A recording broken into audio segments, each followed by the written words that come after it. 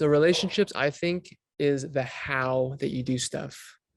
So it's not the what that you're doing, it's not the who that you're with, it's not even the why that you're doing it. It's how are you doing what you're doing in every single moment? How are you with this person, with this activity, with this emotion, with this situation? So the how is always, I don't like to speak in absolutes, but I will here. My opinion is that the how is always the most important thing because that determines the result, that will happen. And then I was thinking, so the relationships can show us who we're not. It's like a relationship applies to, right? So me and you, we are in a relationship. And so like we're in a relationship with our body. So there's me and my body. There's you and your body.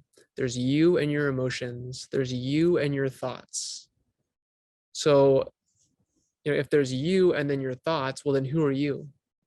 If there's you and then your body, well, then who are you? If there's you and your emotions, who the hell are you? So it can show us, I'm actually not these things. And the problem there is that we identify with just little specific pieces of the entirety of everything. So like I identify with this body. This is me. And then everything else outside of this body is not me. So of course I'm going to feel threatened all the time, basically. But then emotions can, or the relationships can show us who we are. And going back to the cause and effect. So if you really look at that law of cause and effect, so you're saying anything I do is going to have an effect and it's going to affect me. Because if you treat someone, like well, authentically, and you care about them, then you're going to feel good. And if you treat somebody with a lot of judgment, with a lot of criticism, with a lot of harsh language, then you're not going to feel good. And we think that we have to punish people for doing bad things like they don't already feel bad enough. Whatever you do, you feel it. And so if there is that relationship like that basic law, cause and effect, well, then am I not interacting with myself? If every single thing that I do affects me, then that must be me too, right?